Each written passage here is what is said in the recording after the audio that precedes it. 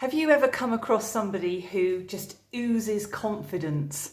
They're kind of unshakable. They seem like they know what they're doing all the time. You can't imagine them being stuck for words or being caught out in some sort of situation. Well, the start of Psalm 27 is a little bit like that. The psalmist says, "Whom shall I fear? Of whom shall I be afraid?" And I don't know about you, but when I come across people who are unflappable and so calm as a cucumber, I kind of have two options. I either think, oh yeah, I should be a bit more like that, or I get completely intimidated and think, well, maybe it's just me that has the odd off day. But then the realities of life in this psalm do kick in verse 7, and scholars call it a complaint, but I'm not talking about phoning up Ryanair and trying to get a refund on your flights to Benidorm. Actually, the complaints of the psalmist give us a real picture of life that actually I think we've all been particularly paying attention to as well this year. He doesn't really go into detail, but there are things like the wicked advancing, the army beseeching, war breaking out, rejection from family, false testimony against the psalmist. And so living in both confidence and crisis is in the Psalms identified as what we often call living in desolation and consolation.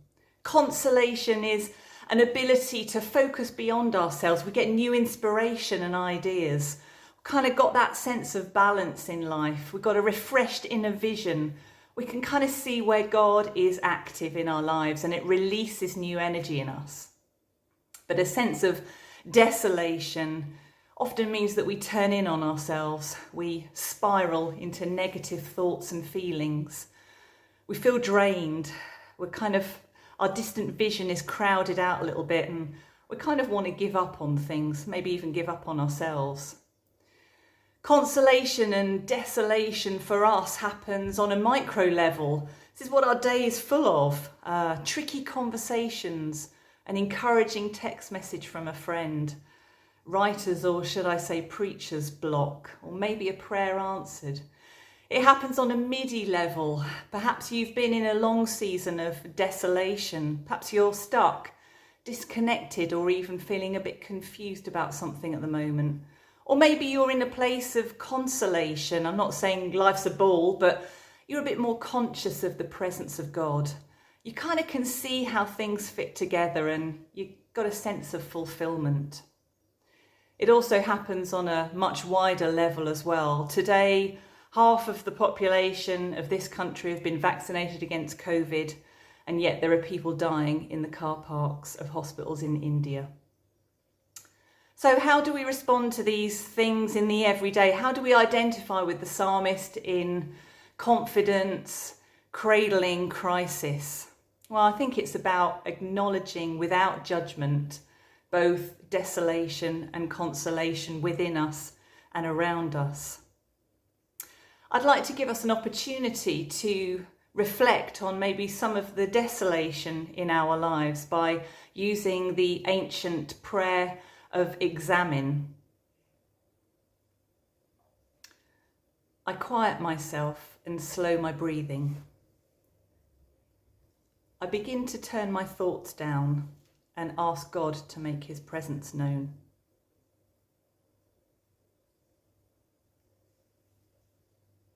I sense God's presence around me and I linger in it. I rest in this experience for a moment.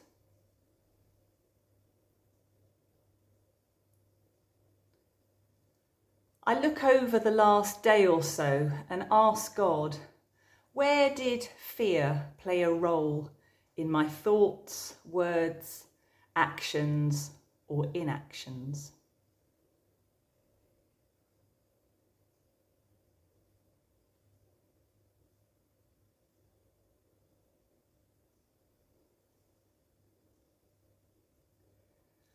I zoom in on this and begin to say out loud to God, Lord, I am afraid of, and then I say what that thing is.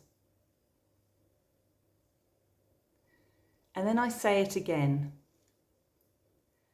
and again until it gets a tiny bit easier to say. I speak with God about it and remain open to whatever God might say or do.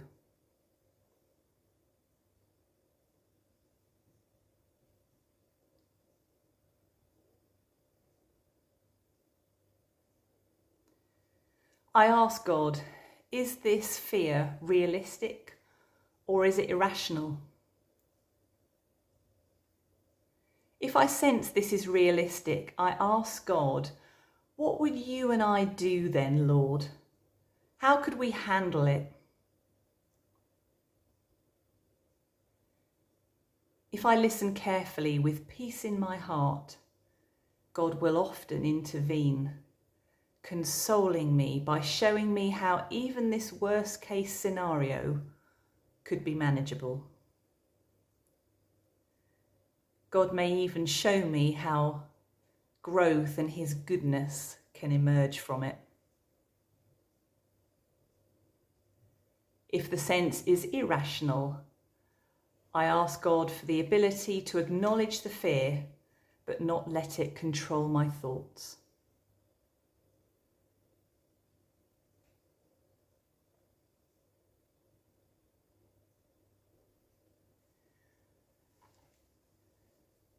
The psalm continues to that really well-known verse, one thing I ask from the Lord, this only do I seek, that I may dwell in the house of the Lord all the days of my life, to gaze on the beauty of the Lord and to seek him in his temple.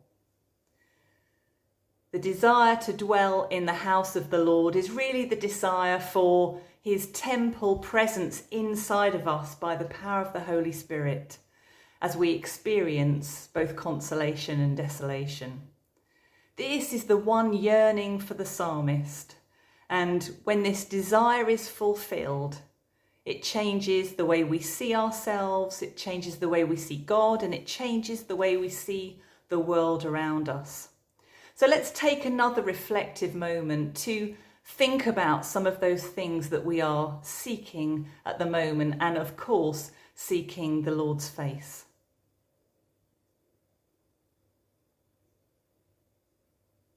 I hear Jesus asking me, what do you seek?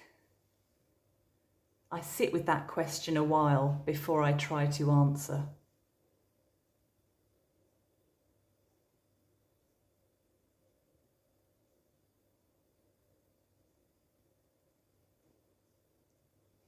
I then begin to answer the Lord in a concrete way.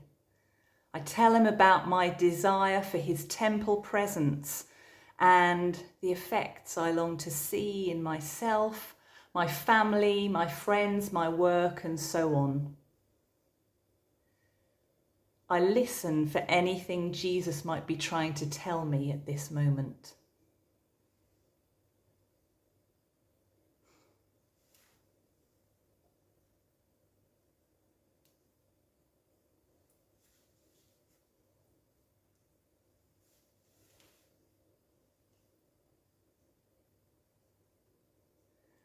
So how do we live well in the constant transitions between consolation and desolation? Well, the psalmist instructs us, wait for the Lord. And I've got to confess something to you. When I hear this, I want to say, well, can I not wait, Lord? Can you just kind of do it now quickly? Then I can move on to the next thing. I've often been known to roll my eyeballs a bit when somebody brings a word about, I think we should just wait on this, just wait on the Lord. But joking aside, it really is about practicing the skill and the spiritual discipline of waiting, expecting, anticipating, living in preparation, and without blurring the lines of the Christian calendar totally, always being an Advent people. The whole nation is transitioning from desolation at the moment into hopefully some sense of consolation, but also, for some, that sense of desolation does remain, and perhaps to some extent for all of us. It's risky, this transition, but God is calling us to go again. The question for us is, can we let our confidence in the Lord, our light and our salvation, kind of cradle and hold not just us, but our neighbour and our whole world in a time of crisis.